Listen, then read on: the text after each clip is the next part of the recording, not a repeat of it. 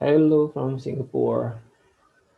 Hi, my name is Ari Hermawan. I'm a sales engineer with Solace. I've been with Solace for almost 2 years now.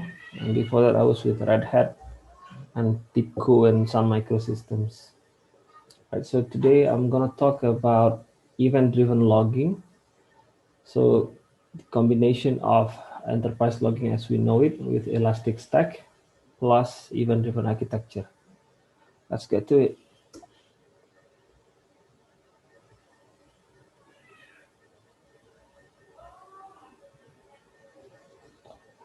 So when we talk about enterprise logging, the idea is how we reliably and securely take data from any source within your enterprise and in any format, and then we pull it, we centralize it into a single place so we can then analyze, search, and even visualize it in real time.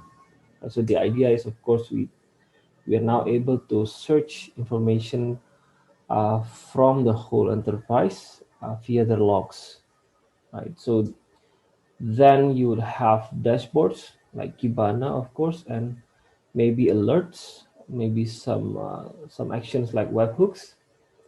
But that's what we know in general. So here's a question: how about the rest of your enterprise systems?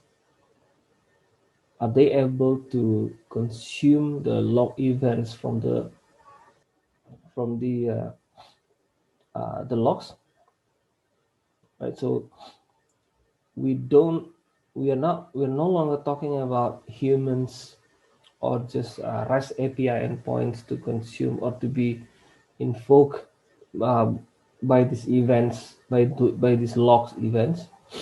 We're talking about the other enterprise systems. So here's the problem I want to talk about today. How do we stream across your enterprise all these log events from front end to the core to the back end, from the cloud apps, maybe all the way into your legacy systems. And we sometimes want to stream only specific events, for example, just error logs, or maybe just application X logs. And we want to stream this across to maybe one, maybe two, or maybe multiple applications. Maybe one today, two tomorrow, and 15 next year. And we want to do this in real time. So this is the whole idea that I want to talk about today.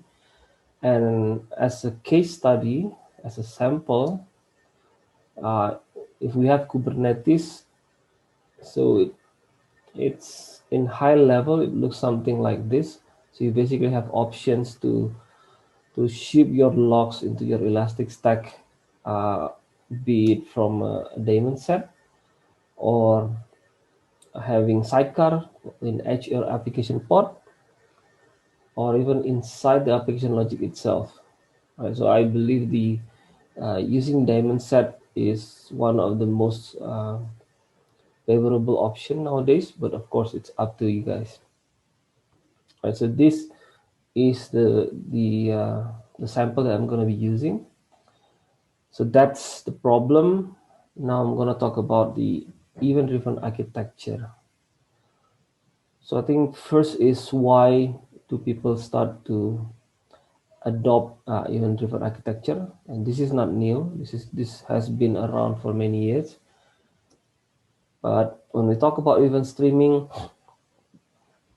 we we see some needs of pushing events in real time, pushing information in real time as a stream. For example, maybe master data or product lifecycle management, or maybe just ETL systems, or even your B2B systems. We want to do this in real time now as a stream instead of batch or file like we used to do earlier. And also there's a need to move to cloud. Maybe you're still doing hybrid cloud or multi-cloud, doesn't need to do a communication or stream between sites from on-prem to cloud, and you want to make this asynchronous. You want to make this decoupled. So that's when you do event streaming as well. Also integrating between SAP and non-SAP systems to do new project or maybe iPaaS integrations to achieve faster time to market, for example, or maybe just integrating within your SAP system to other SaaS like Salesforce, Workday, ServiceNow, that kind of stuff.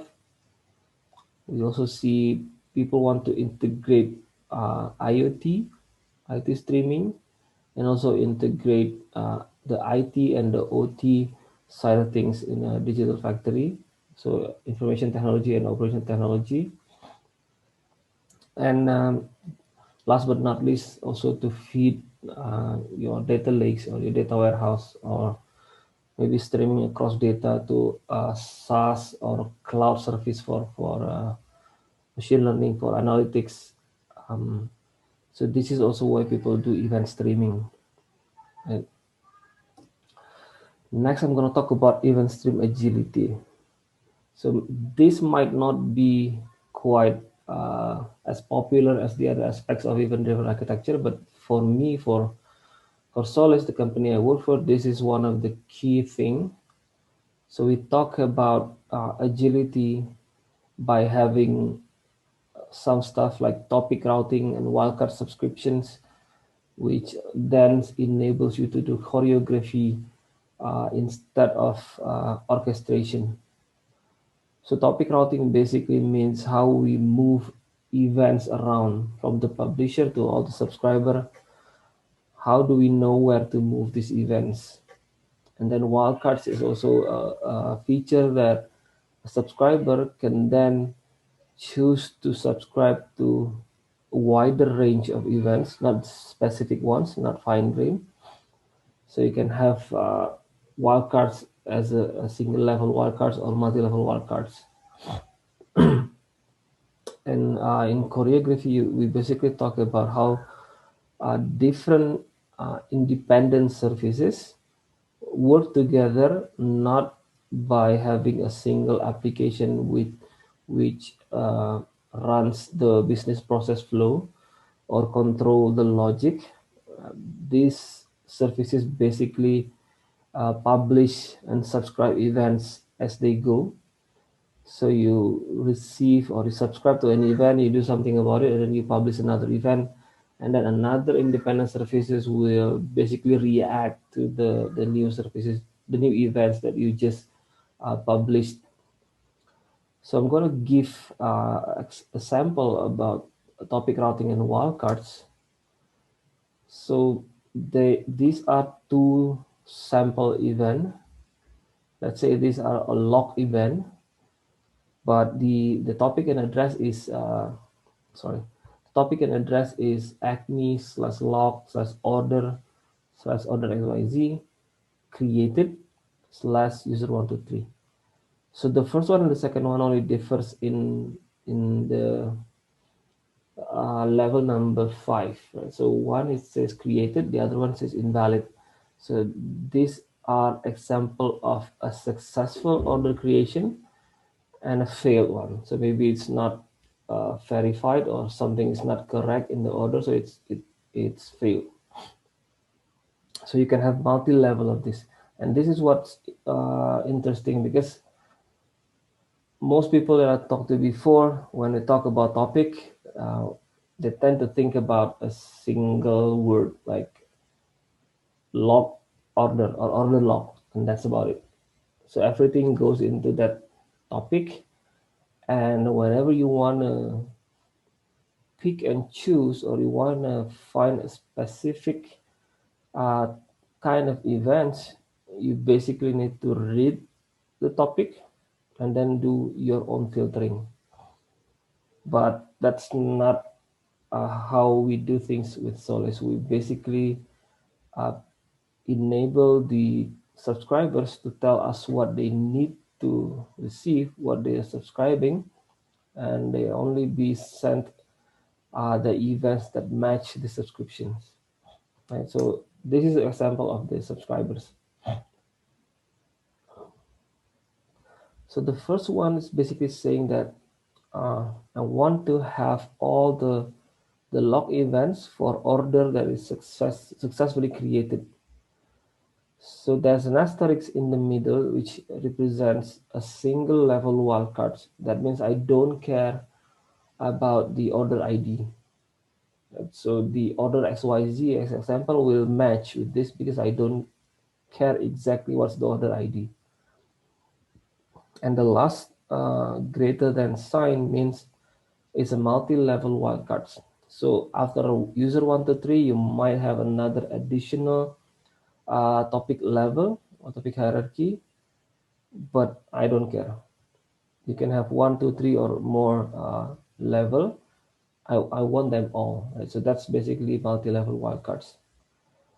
So the second example basically means I want to have log events that says it's a failed transaction or invalid transaction, but it does not have to be an order. It could be something else. Right? It could be uh, delivery, for example. And same as the before, I don't care about the ID. Right? So the last one is basically say I want to have all log events for order. I don't care about the ID. I don't care about the status. I don't care about the user.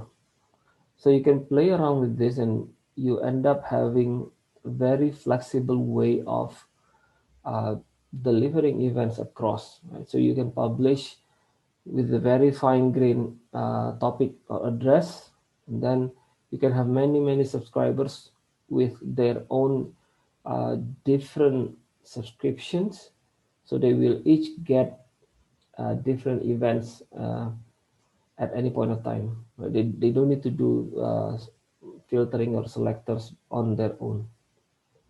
So that's topic routing, wildcards, and this is the base of how we do choreography. Right. Then next thing that this one is maybe a bit more popular. People talk about event sourcing for many years now. Again, not a new concept, but it's basically saying that we will have not just a golden source of truth just about the last state of an object, but we want to have a historical record. So for order, we want to know when the order is created, when the line item is added, or and then some line item is removed on and etc. etc. So you want to have a complete chronological changes of these objects.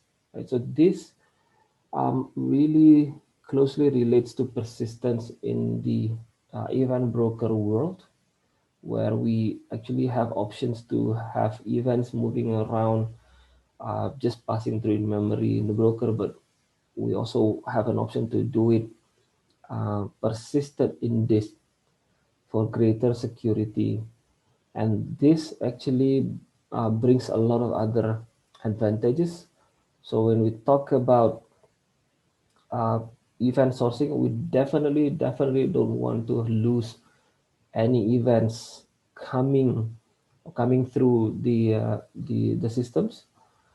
We also don't want to have a failure when there's a sudden spike of traffic.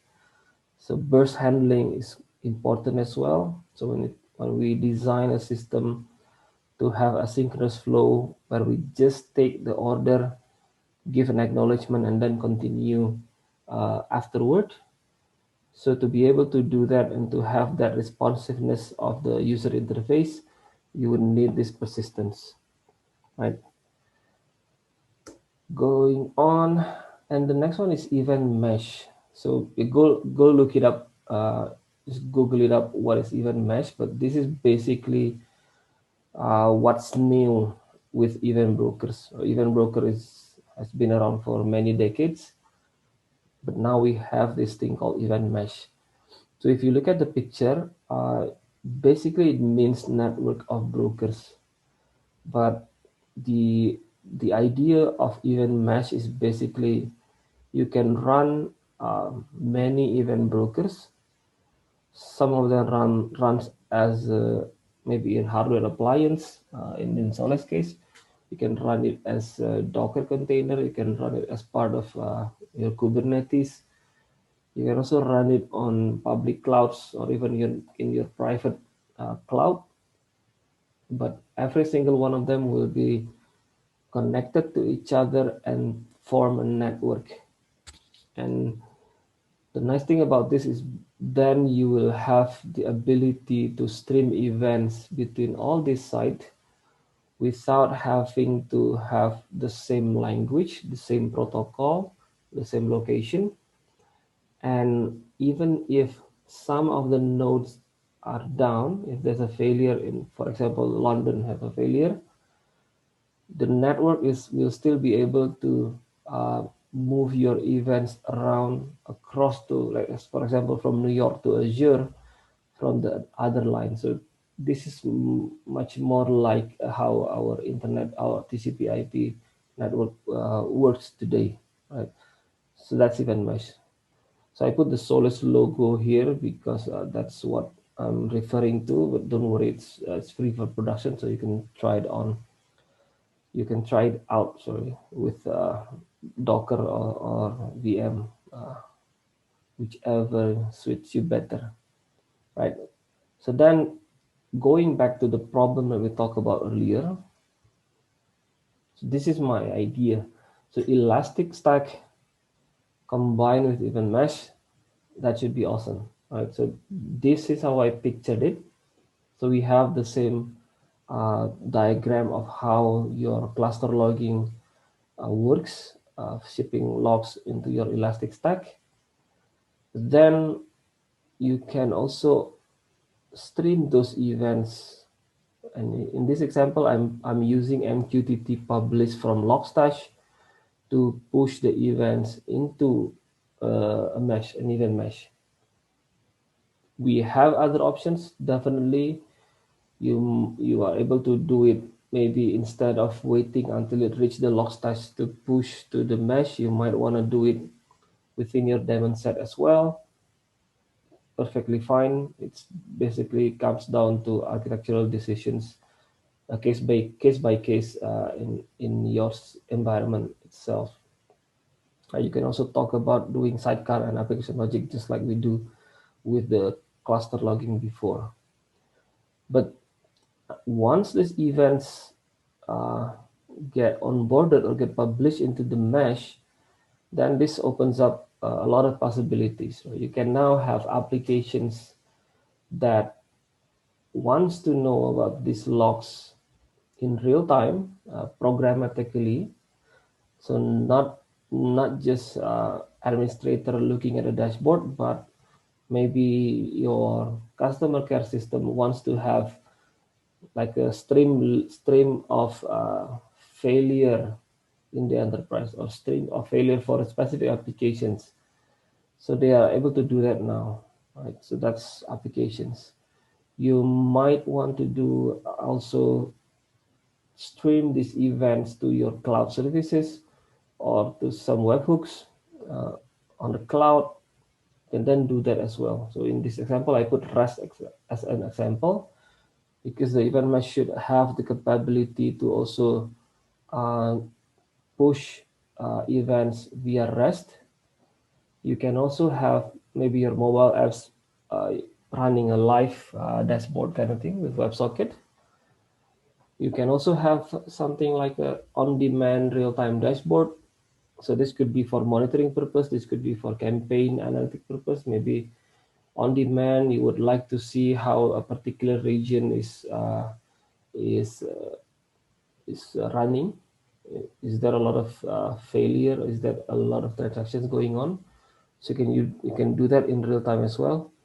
And all these clients, all this consuming system might have different uh, level of surface, right? Some of these might not care if they lose one or two events. They just want to have real-time update of the events. Some of them might really want to have a guaranteed delivery. So every single log event, they need to have it. So this may be your audit or your log system or your big data systems. And then you can also have, of course, your iPaaS or your ESBs or maybe other legacy applications also consuming from this mesh. So that's a possibility, right? So this is the answer to the problem that I was talking about earlier. And then as a bonus for thoughts, now we see events everywhere. Right? So, and it's decoupled. It's there in the cloud, it's there in on-premise, it's there in your Elastic Stack, in your Kubernetes, it's there in your legacy systems. So is this going to be a mess instead of a mesh?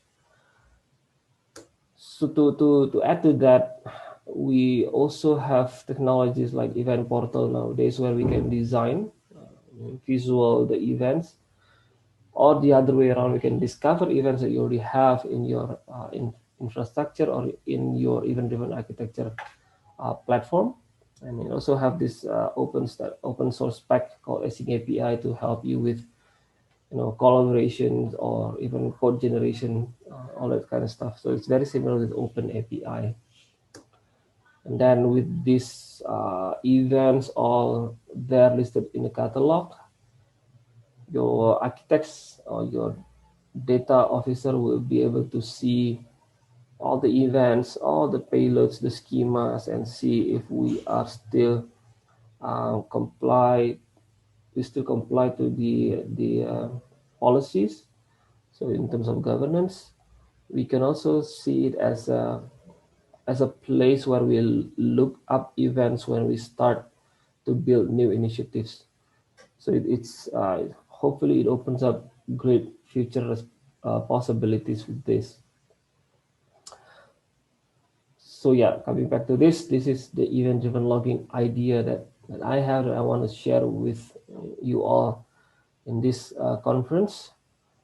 I hope this is this idea intrigue you and you want to try it out. And yeah, let's go to have some questions, and or even we can talk about this afterwards via my Twitter handle as well. Thank you.